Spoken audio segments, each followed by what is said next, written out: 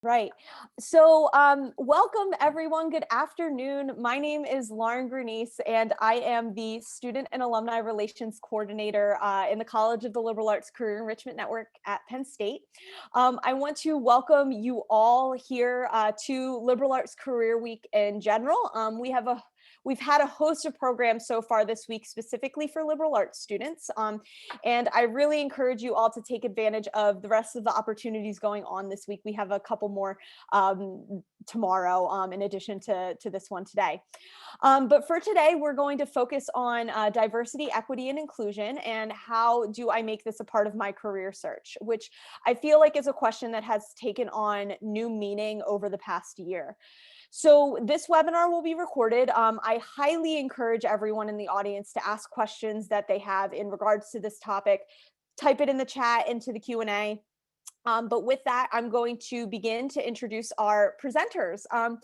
So first we have Alexa Broderick, who is a racial equity organizer, entrepreneur, adult learning strategist, and organizational change leader.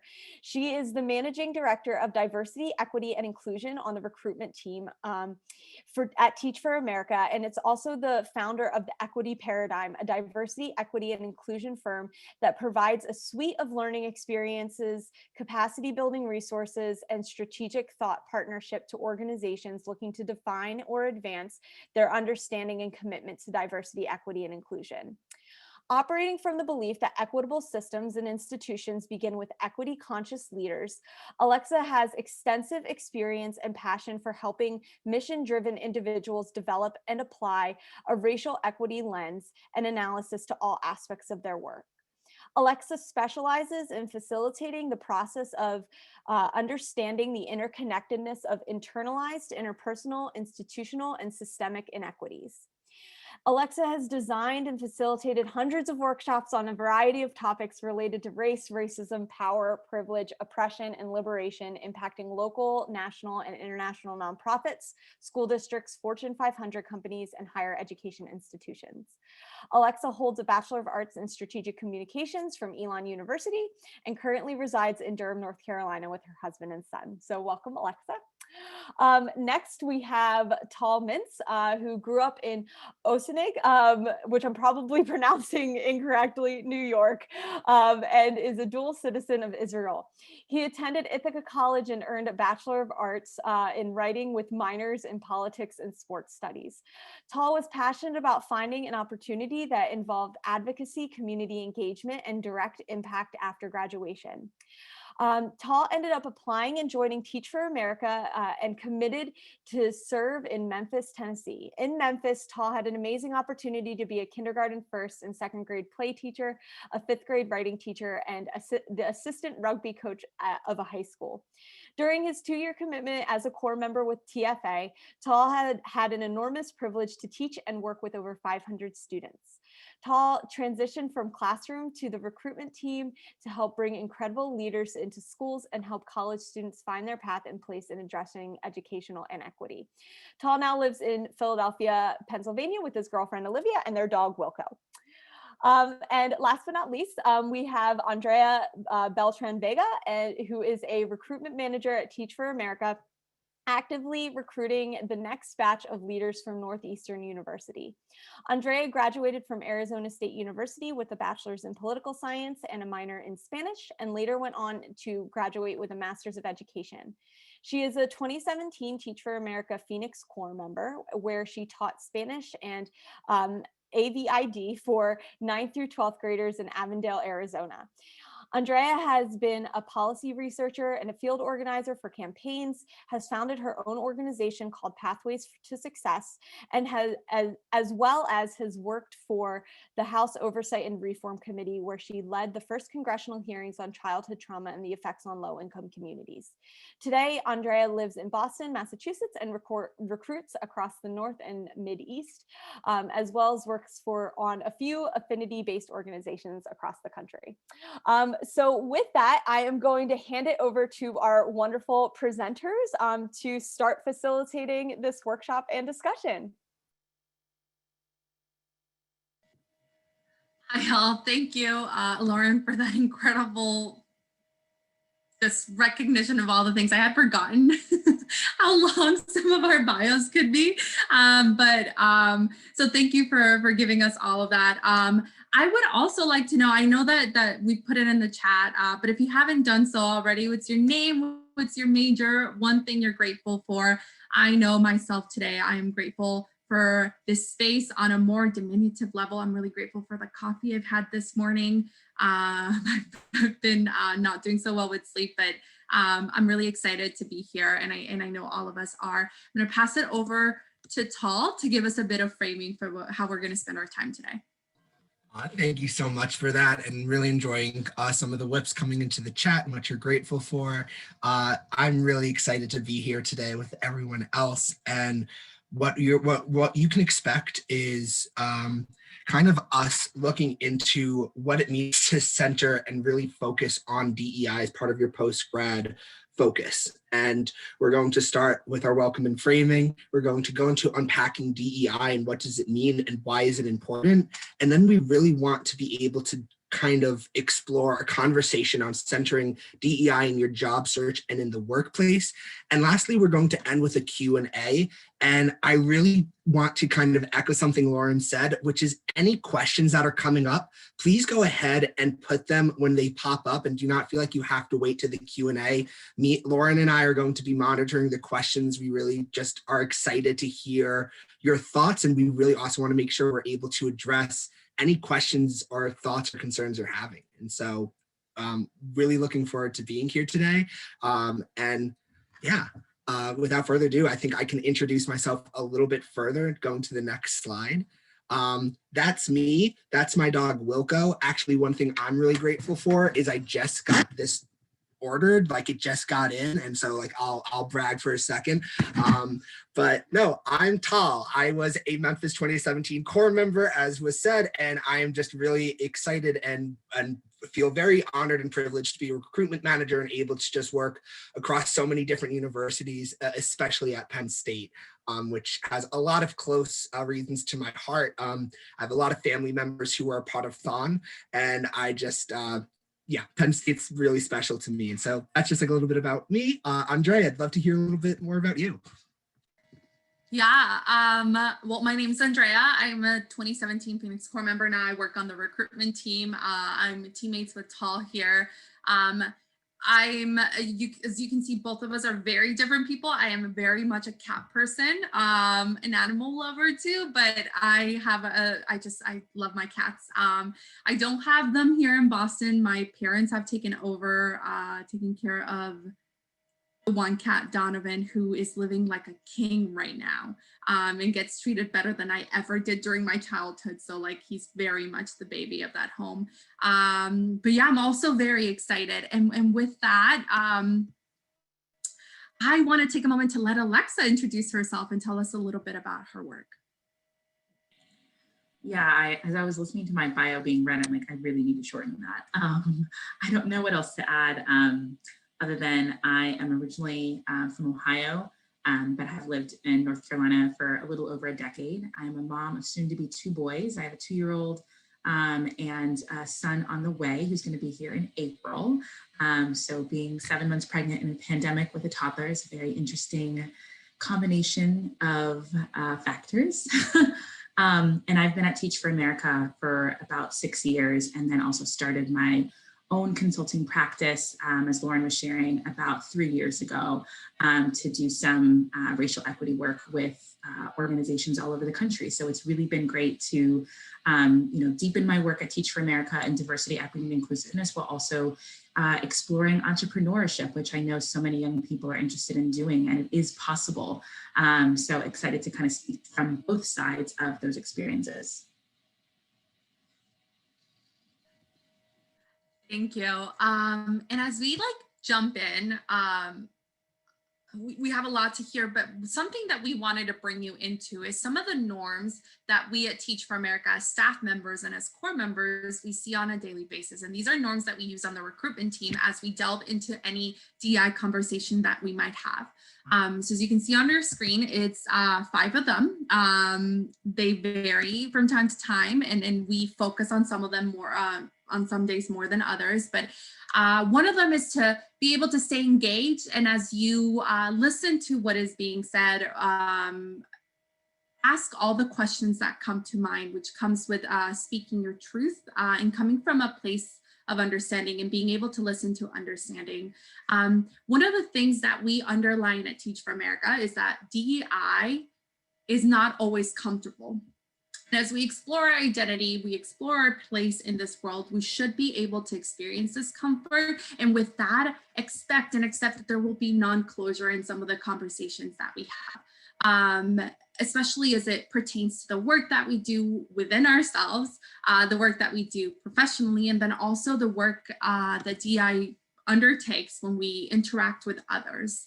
And those others being those around us as far as family and friends, but also the workplace. And as recruiters, the work that we do with the people that we meet, in this case, you. So we really push you to listen to understand and to very much like ask all of the questions, because we're very excited. We love to talk and we love to answer those questions that you have. So with that said, I think it's really important to ground ourselves into what diversity, equity, and inclusion is. And as we were creating this panel here, we were asking ourselves, well, what really do those three words mean?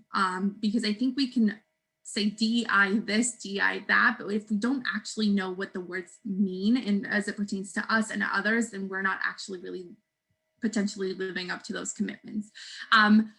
And these definitions right here came after like reading about 10 articles in one sitting and trying to decide, well, what does everybody else think diversity, equity, and inclusion mean?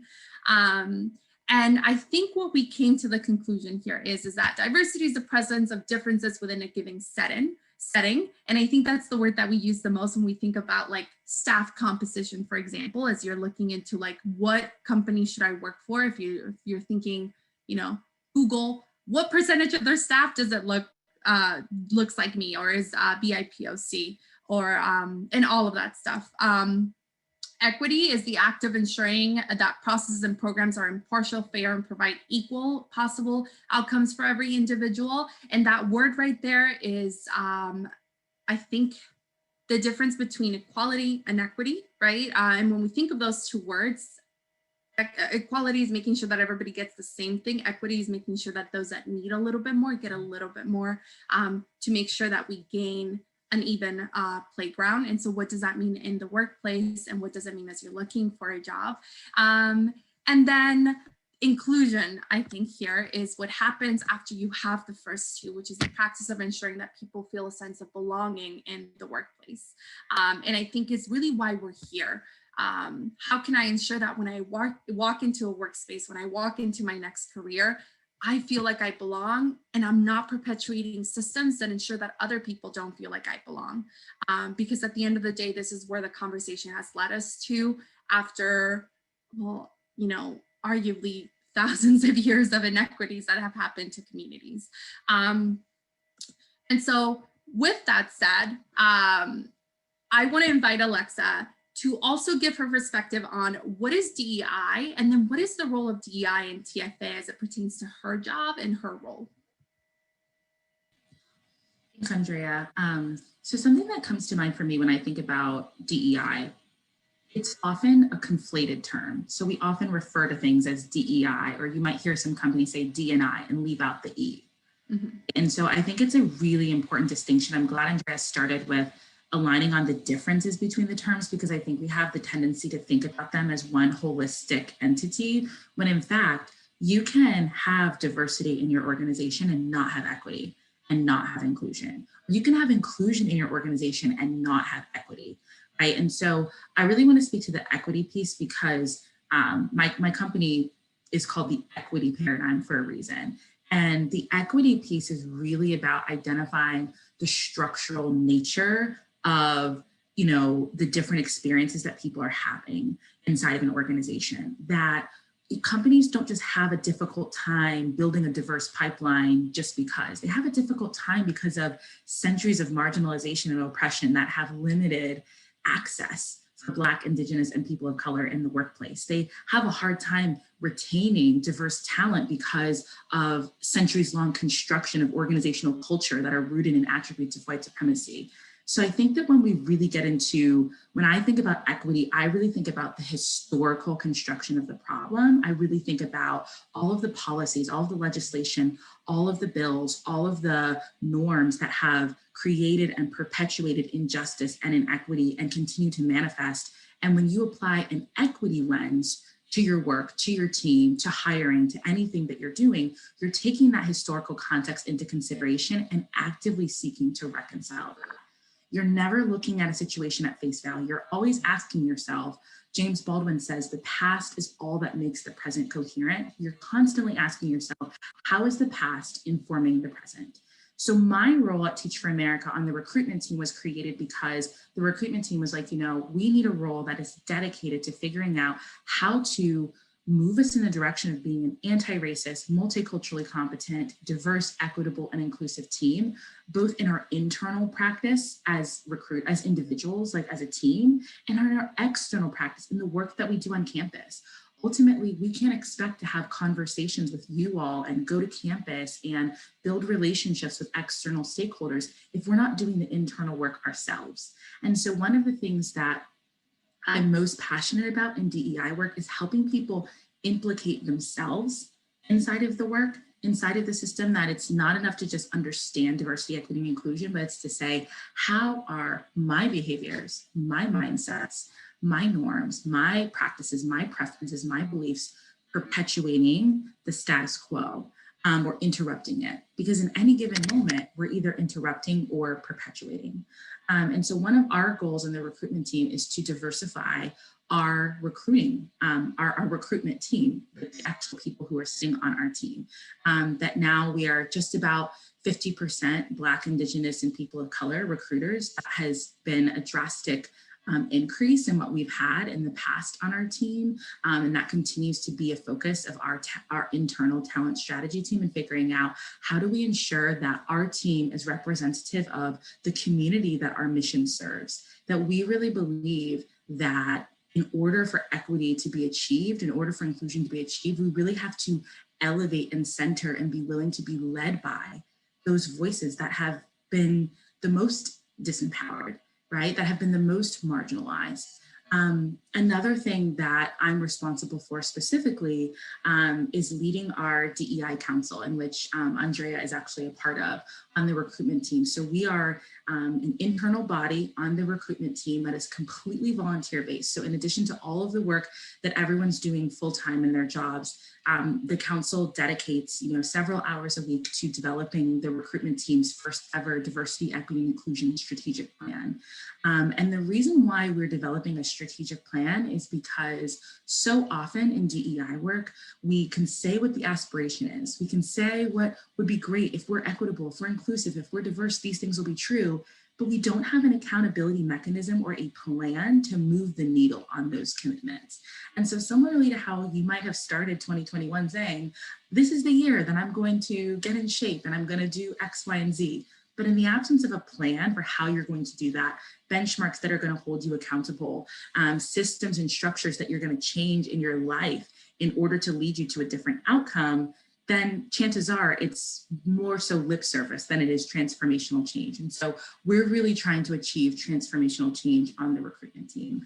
And then we believe that our work on the recruitment team then trickles down to the experience of core members. If you think about it, many of our core members, the first interaction that they may have with Teach for America is with a recruiter. And so we are constantly honing our own lens and sharpening our own lens for equity, anti-racism, multicultural competence by engaging in robust learning and development that my team leads throughout the year. We're constantly calling into question how our own systems and practices and policies may be perpetuating the very status quo that we're seeking to dismantle through our mission. And we're constantly seeking how we can develop a recruitment team that is so diverse and so confident in building relationships with individuals across all lines of difference, that really touches on the inclusion piece, and that can identify systems change leaders. Because ultimately the work that we do relies on not just individuals entering the classroom, but leaders who are thinking about ways in which we can overhaul a system that was never designed for everyone to be successful. So that's a little bit about the work that I do on the recruitment team.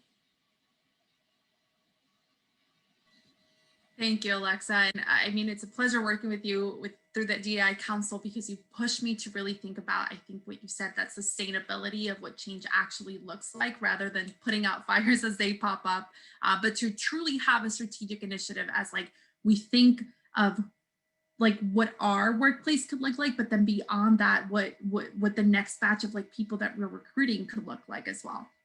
And so with that in mind, a question that is popping up for me is that we've talked about what DEI looks like within our organization, but I'm wondering what your view is like, what does the role of DEI really play in all sectors, like whether it be tech, whether it be like the for-profit sector, and then within the self and within the workplace?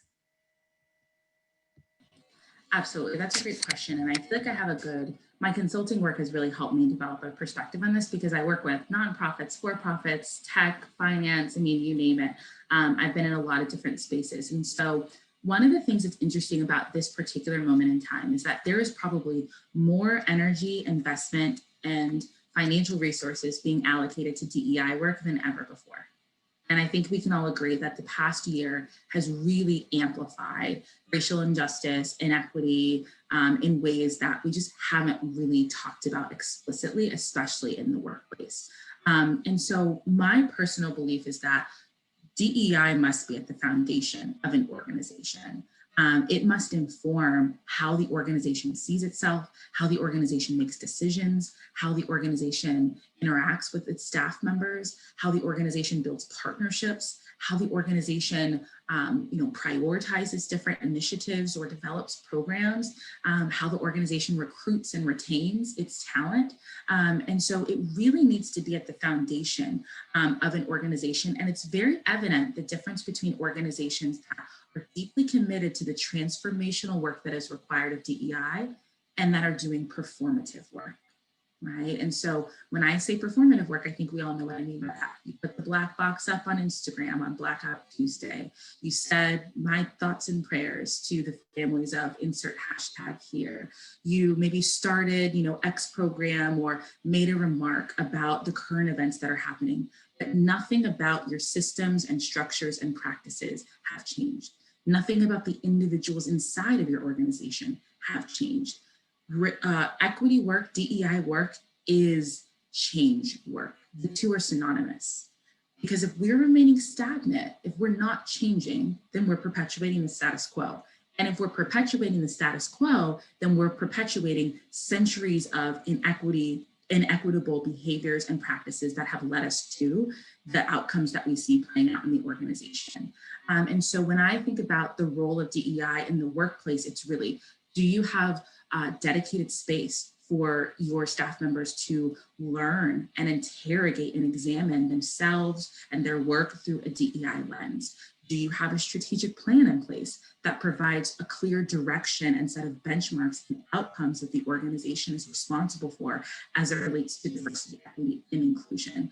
Are you willing to change in meaningful ways, or are you only willing to say what needs to be different, but not actually call into question and transform what you've been doing?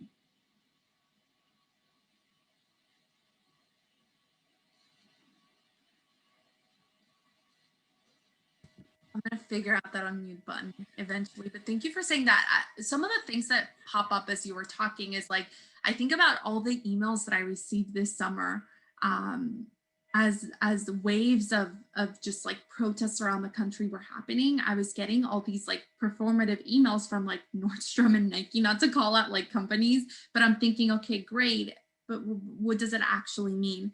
And with that, to center ourselves back to like career fairs. And as we're thinking that students at PSU are ready to head and to talk with recruiters like ourselves, or perhaps like representatives of companies, we've compiled a list of some questions that we think would be like really bold to ask, but also really important to ask. But what do you think, as they're trying to learn about a company, what should they be looking for as it pertains to diversity, equity, and inclusion work and the work that the company could or could not be doing?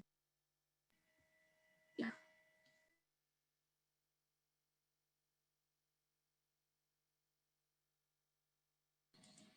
Sorry, Andrea, my connection dropped for a second. Can you say the last part of your question? Yeah, for sure. As students head into the career fair, what are some of the things that they should be looking for within companies or organizations as it pertains specifically to the DEI initiatives that they might have taken or not taken? Thanks. I love this question. So the first thing that you can do is just like, take a look at their marketing, take a look at who is there, who is being represented, and who is not, right? So I remember for me when I was in college, and this was something I was thinking about long before it was like the thing to think about. I would go up to companies and it's like your brochure literally just has a whole bunch of white people on it. And then you have these 2 white recruiters that are here, but then you have this diversity statement over here. Something's not aligning. And so I think that like really take note of where do the actions or even the visible representations of the organization not match the verbiage? Because that can be a red flag, or it can just be something to look at and to identify, what's really going on here. That's the first thing. The second thing is that recruiters should be able to articulate, what the organization's commitment to diversity, equity, and inclusion looks like, and what that actually means, how that actually translates in their day-to-day work. You might ask questions that are also about how does the organization directly support marginalized people from marginalized backgrounds or underrepresented backgrounds. You might ask about the composition of the organization's leadership team, because that can also tell you something. Sometimes organizations will have statistics about, what the diversity composition of their organization looks like, but there's the distribution of that diversity is not equitable, and that most of the diverse talent is in lower level positions, and the majority of the leadership team is, from a majority background. So you might ask questions related to that. And you might ask questions related to how is your organization fostering? I mean, just, the other day, President Biden just signed some legislation to move forward on, eradicating systemic racism through a number of different pieces of policy. But what is the organization's stance on racial inequity specifically? I think that it's beautiful to, take an approach and to recognize that there are so many different intersecting identity markers that impact people's lived experiences in this country and in an organization. But we have to also recognize that we are a country that was built upon white supremacy. And so if we're not naming and centering race, then we're not effectively dismantling the problem. And race only exacerbates the inequity and injustice that all other marginalized groups face, right? So as women of color, Andrea and I face the gender oppression in our identities and also racial oppression. That as a woman from a low-income background, I face socioeconomic oppression and also gender oppression and also racial oppression. So recognizing the intersecting and compounding effects of oppression. And so how is the organization addressing the current state of racial inequity and racial injustice and inequity in the ways that it's playing out? What are some things that have changed about the organization in the last year, since this has become something that's very evident? And what are some ways that the organization is supporting the ongoing learning and professional development of its employees to ensure that the employees that you are building in your organization are individual humans who are operating with an attentiveness to diversity, equity, and inclusion? So those would be some of the things that I would be looking out for.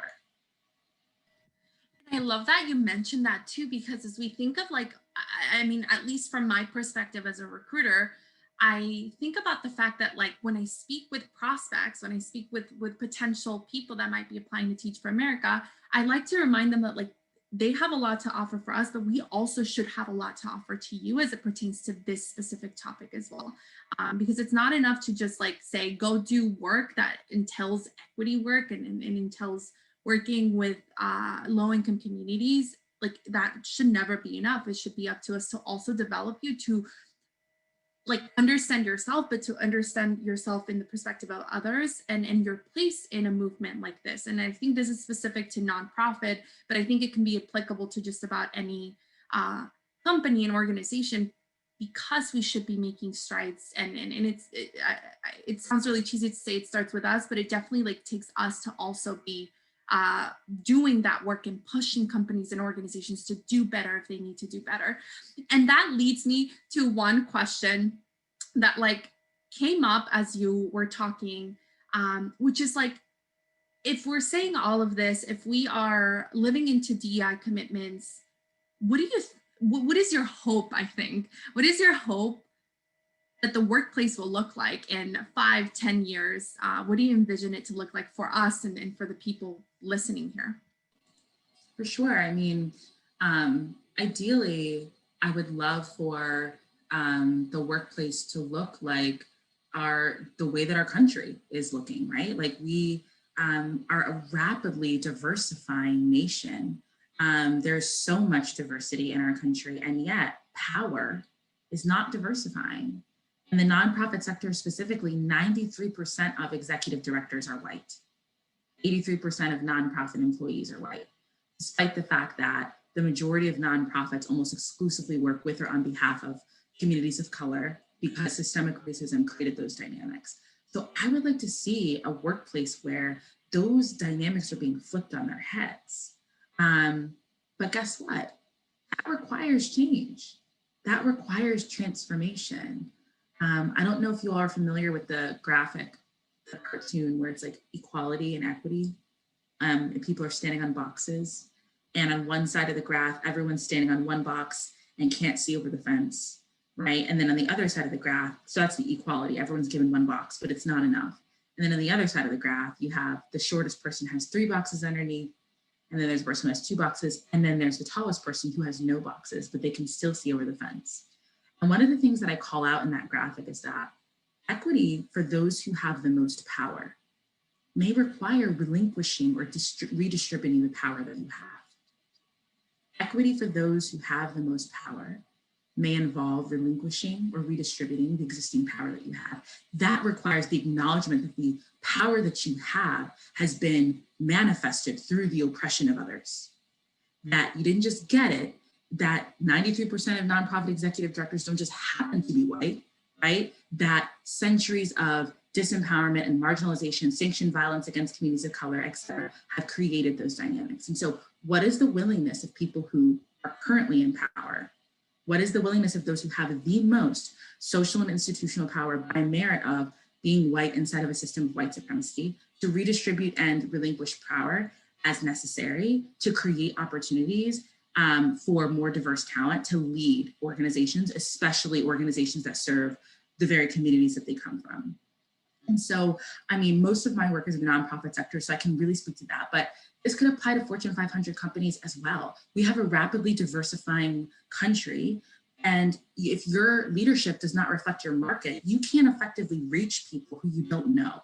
You can't effectively market to people who you don't understand, right? And so that's why commercials fall flat and advertising campaigns are received the wrong way, because you don't have anybody in your boardroom or anybody at your executive table who actually has the lived experience of being from X, Y, and Z background, who can tell you that's not going to land with that community, or that you need a segmented strategy that's going to be different than that. So I started my career in corporate America and moved into the nonprofit sector, but the issue exists in both domains. So I would say that like my aspiration is for our workforce to reflect the country. We see that with COVID-19, who's disproportionately overrepresented as essential workers, who's disproportionately dying from this virus as a result of proximity, of having to be on the front lines. Why do those dynamics exist? Structural racism is killing us through the coronavirus. It is leading to inequities in housing and finances and criminal justice and all these sorts of things. And so I would hope for the workforce to be representative of the aspiration that we have as a country to be equitable and inclusive, which requires acknowledging, calling into question, and dismantling the historical construction of the nature of the problem. Thank you so much for dropping those truths, and for walking us through like what that actually could look like. And I think when we think of this future, it makes me think a lot of hope, as a person of color, as a woman, as an immigrant, and what our workplaces could look like. And so therefore, what 10 years, 20, 30 years down the line, our executive directors could look like as well, and where those numbers could really land. Um, we're getting to the point where I've spoken a lot, and I've like, and by spoken, I mean, I've asked too many questions. And I know that you all might have some. I know Lauren and Tal were checking the chat. So I'd love to open it up and see like what other questions what might we have as we have Alexa here to drop so much knowledge on us today. Yeah, and so we're still monitoring the chat. And I mean, one of the first questions that's coming up, and this is more for me, is as someone, and I'm sure we've seen this either through organizations we're working for or through our companies, is like there are failures in DEI. And I think it's not a question of if that happens, but when that happens. So Alexa, I'm just really curious in terms of like someone who's maybe entering the workforce for the first time or who's already interacting within these problems. What would it look like to call people into this situation rather than calling out a failure in that moment? If you could expand on that potentially. Yeah, for sure. I love that question. And I think that this is twofold. I think that the role of allyship is so critical in those moments. I think back to when I was 22 and I was just entering the workforce. In my first job out of college, I worked in corporate America in a majority white organization. And there were a number of things that I experienced that were definitely microaggressions, were definitely inappropriate and inequitable. And I felt completely powerless to say or do anything about them. And in those moments, what I needed was somebody who didn't look like me, who noticed what was going on, to bring attention to that and to say, hey, like, let's use this as an opportunity for learning. I think the difference between calling out and calling in is, oftentimes, in organizations, I can't speak for everyone, but oftentimes people are not ill-intentioned. There are your minority of people who have a mean heart and are trying to cause harm. But I would say that the majority of what I tend to see in my work at Teach for America and as a consultant is that a lot of people just don't know. They just have gaps in understanding. They say something or do something, not thinking that it's a microaggression, not thinking that's offensive, not realizing that it's inequitable, but no one ever calls them in to learn. So to the point of the question, calling someone out would be like, how could you say that? Why would you say that? This and this and this and this and this. And that just tends to result in the person plummeting into a space of shame. And shame is very contradictory to growth, because when people feel ashamed about something, they want to hide and they want to just like push it aside because it's making them feel not like they want to feel. And it can stunt the growth process. But the learning opportunity could be a private moment that you have with someone where you noted what you observed, and to ask the person and to engage in a dialogue with them and to just ask them like, hey, I noticed that you said this. Could you tell me a little bit about why you said that or what you were thinking when you said that? I want to note that intent and impact both matter. And so I'm hearing that the intent behind what you were saying was this, but the impact was actually this. And so I've navigated a number of those types of situations, helping people understand the difference between the intent of their words and the impact that they've had. But that also requires a level of trust to really give people feedback. And so the last thing that I'll say is, if you are somebody that is an ally to a community that you do not experience an oppression in, it is your job as an ally to truly take ownership over that oppression and that experience as though it was your own. Put yourself inside of that person's shoes and look at situations through that lens and use your power to then interrupt the dynamic that's playing out. And so again, when you feel powerless in a situation like I did, you might just take it, internalize it, and then what did I do? I just left the company and never really did anything about it. But it could have been a really good opportunity for the person who harmed me in that situation, or who was the perpetuator of these microaggressions, to really learn and do better had I had an ally really take the initiative to lead that interaction.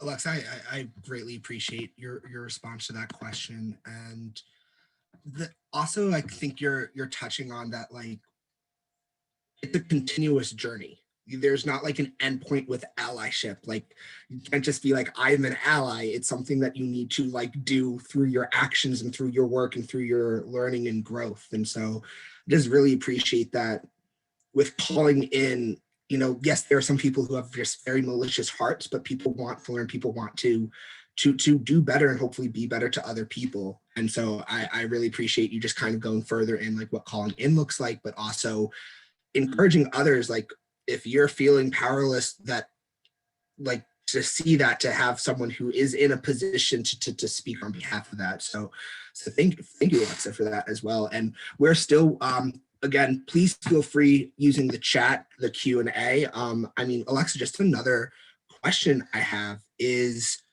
thinking with working on like on the strategic plan with the DEI Council. What does it look like to set in goals and benchmarks when developing one's own growth and understanding of their own DEI journey and development? Do you mean from like a personal level or from Yeah. So yeah, I guess from a personal, but also just like if someone, for example, is in a company like Teach for America is, I think, very unique because we have these DEI spaces. If you're looking on yourself to set benchmarks and goals, how would you recommend that as someone who has experience putting like strategic plans in place for an organization? For sure, absolutely. That's a really great question. So one of the things that we do on the recruitment team, I designed a DEI self-reflection tool that was really designed to push people to self-interrogate, to ask yourself the hard questions. What are my current behaviors? What is my current level of knowledge of certain things? I mean, you have to start by being able to identify what you don't know, right? And so a lot of people, want to engage in DEI work, but have a lot of learning that they need to do in order to engage in the behavioral change that they really want to see. And so the tool that, myself and my team developed was really about pushing people to think about all the different layers of diversity, equity, and inclusion as it relates to who you are, how you show up, how you interact with others, what you're reading, what you're listening to, who you're interacting with, what you're absorbing. And my husband just brought me lunch. That's what was going on behind me. And then from that, being able to articulate, these are some of my strengths in DEI, and these are some of my opportunities for growth, right? So really being able to say, just like if I want to set goals for my fitness, excuse me, if I wanted to set goals for my fitness, I would first have to look at what are my current practices? What do I currently know about, getting in shape? What do I currently know about cardio? What do I currently know about strength training? What am I currently doing? What am I currently not doing? What are my current strengths and opportunities? And from those strengths and opportunities, then you can start to set goals for yourself on, okay, by March of this year, I want to have read these 3 books that will provide me with an introductory level understanding of systemic racism so that I can speak more confidently about what the issues are and I can start to better identify what my role is in addressing those issues. Or you might set a goal for yourself that's more interpersonal. You might realize that one of my opportunities for growth is that my friend circle is incredibly homogenous, that almost everyone in my closest group of friends looks just like me, comes from my same background, that I want to set a goal for myself to actually step out and actively seek to develop relationships, authentic relationships with people with whom I don't share a dominant identity marker. And that's one of my goals. And in order to do that, I need to become more conscious of some of the biases that I might have, or push to the forefront some of the discomfort that I might have. And so again, self-interrogation and self-evaluation is a big part of goal setting. When you get really clear about where you are, why you're there, what's causing you to be there, and what shifts you need to take place, then you can move to the step of identifying, okay, here's what I want to be true, and here's when I want it to be true, and here's what I'm going to do in order to ensure that that's true by then.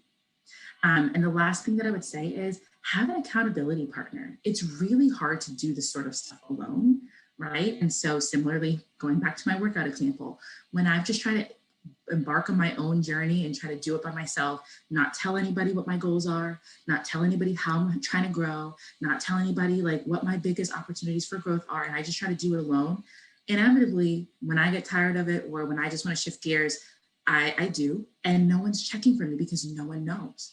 Don't do it in a silo. Share with people that you trust. Hey, I'm really trying to grow in my capacity as an ally to this community, or I'm really trying to grow in my understanding of, what white supremacy culture is and how that plays out in organizations. I'm going to share that with somebody that I trust, and we're going to check in on a set cadence and hold one another accountable so that when it's time for me in March to have read those 2 books, they have already checked in with me a number of times before then to see how's it going, what support do you need, where are you struggling, what do you need?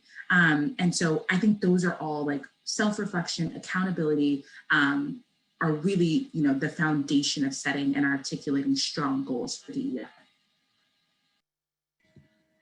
Alexa, thank you for mentioning that last part. I was just thinking about this recently. When I was a teacher, so I taught high schoolers. I was a teacher for 2 years, and both of those years, both my Spanish classes and my AVID, which is a college preparedness class for 10th graders, both of those classes got to watch this video. There was an initiative that former First Lady Michelle Obama had about going to college, and the big picture here was the whole idea of her campaign, and there's like a whole video on it, was that if you don't speak goals out loud, then you have nobody to hold yourself accountable to, and it's so easy for you to be like, I'll do it next year. It's fine, I'm okay. Whereas if you say, I am going to college, as it was the topic of conversation here, I am going to like make it to Harvard, then like you're more likely to try to follow up on that goal. Now we know that there's a lot of external factors that go into this, but like being able to speak to what you want to do is key to actually like doing it. And I know for myself, if I'm not telling people what I'm about to do, I would be the first one to tell you what the next step for me is, because if I don't say it, I have no shame in letting myself down. Whereas like in the other one, there's a lot of shame that comes with not actually like achieving whatever it is that I told people I would achieve. So I love that you mentioned that. And it sort of like leads me to one last question that I have for you. I know that I said I was done, but like I have so many questions. As we're looking at this slide, and these are questions that like through all of those articles that I mentioned that I was reading, I came up with as like the juiciest questions that one could potentially ask a recruiter, also knowing that these are questions that sometimes feel really awkward coming out of your mouth point blank when you're talking to somebody that you might not have a relationship with.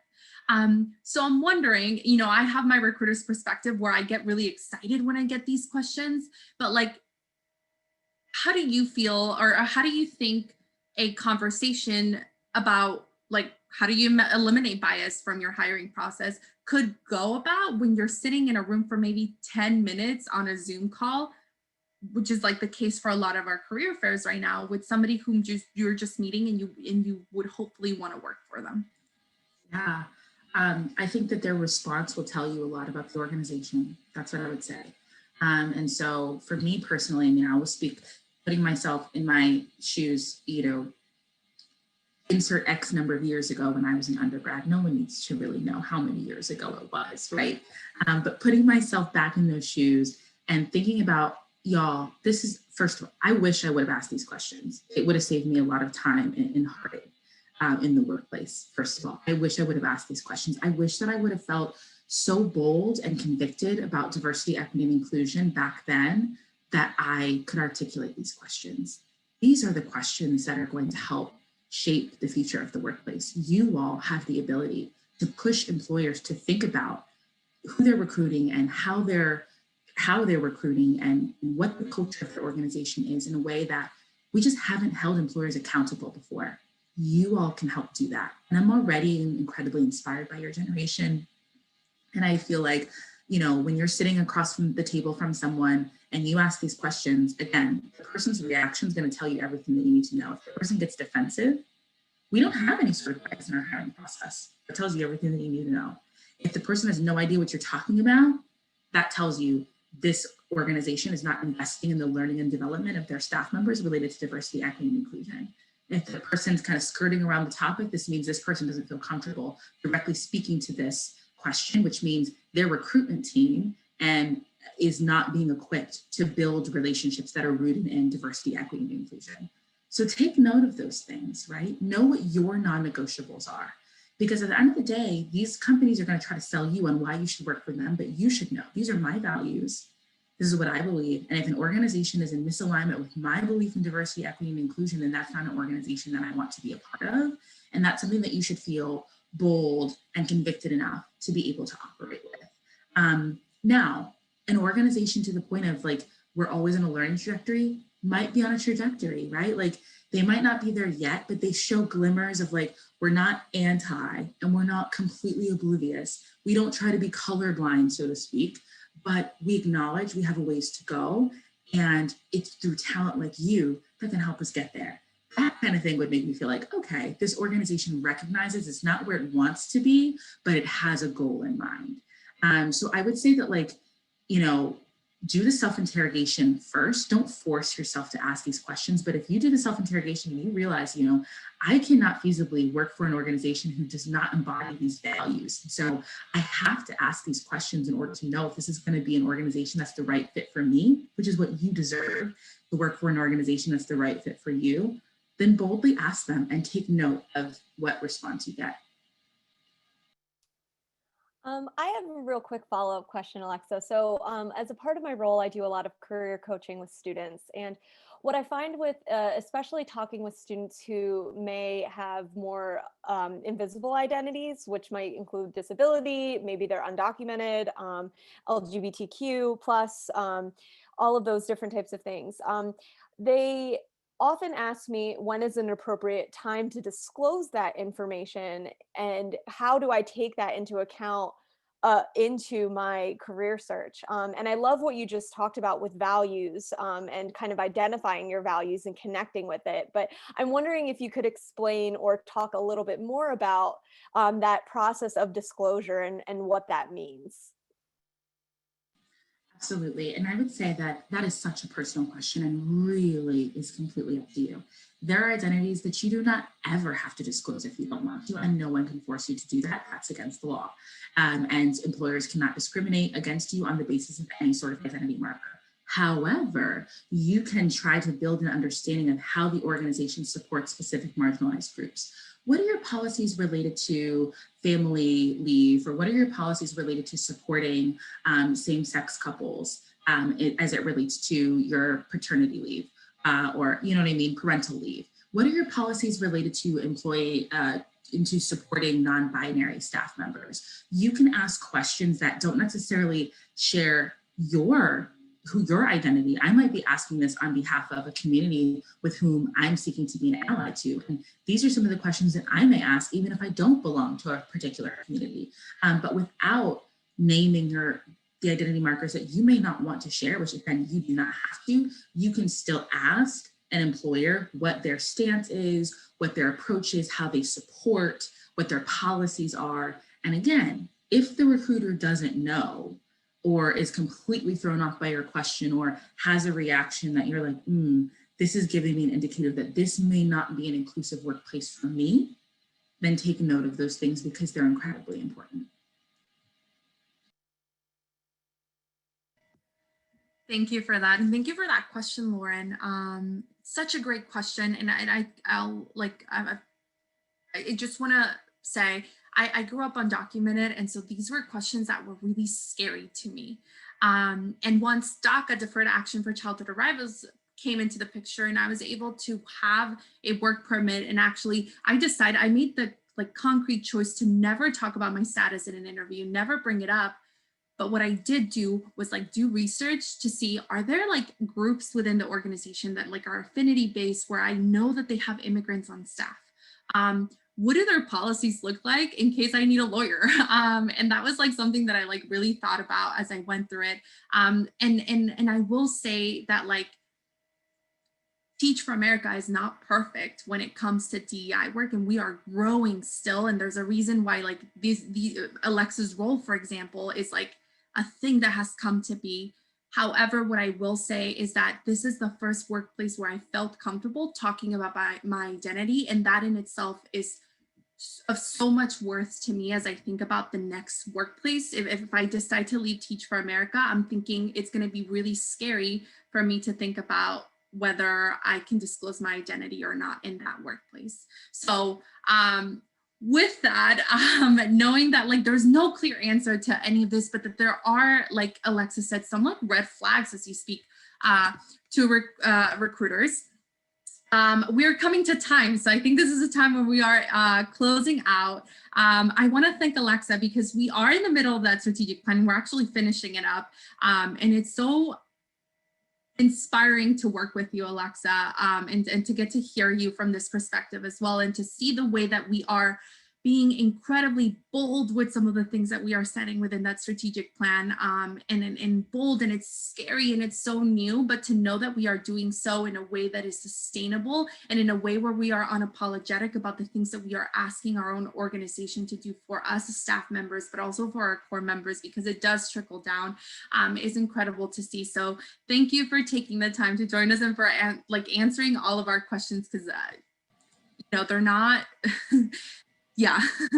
Absolutely. Thanks so much for having me, and likewise, so grateful to work with both of you, and thank you all so much for joining. With that, Tal, take it away. With that, I mean, again, we're so grateful to have been here today. I want to echo Andrea and thank Alexa once more. Just so appreciate your time and your perspective and expertise. Lauren, I want to thank you again for helping host this space and for your question as well. Do not be surprised if you hear from us, but also you might have questions or you might want to follow up yourself. That's totally okay. You may have seen one of our colleagues, Stephen, is also one of our panelists today. That's because he's one of the head recruiters at Penn State himself. But to have Stephen just put his email in the chat as well.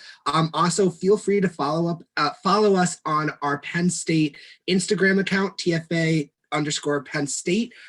You're able to find a lot more information about experiences, involvements, and opportunities within our organization.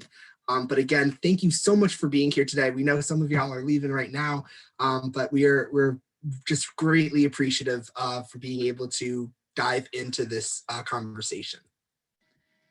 Yeah, and that you're so interested in learning about these DEI initiatives and what it could look like in the workplace, because as Alexa said, we are constantly in awe at like the possibility of what your generation could do in our workspaces and how it could shape what they look like in the future. So thank you. I just want to echo my thanks. Thank you all for taking the time out of your busy schedules to be here and talk about such an important topic. And I think that everything that you've taken or that you've talked about today can be applied in so many different ways based on the identities of the attendees who are in attendance today. So thank you so much again. I really appreciate your time and your dedication to Penn State and our Penn State students. So with that, we'll close everything out, and I'll wish you all a wonderful rest of your week.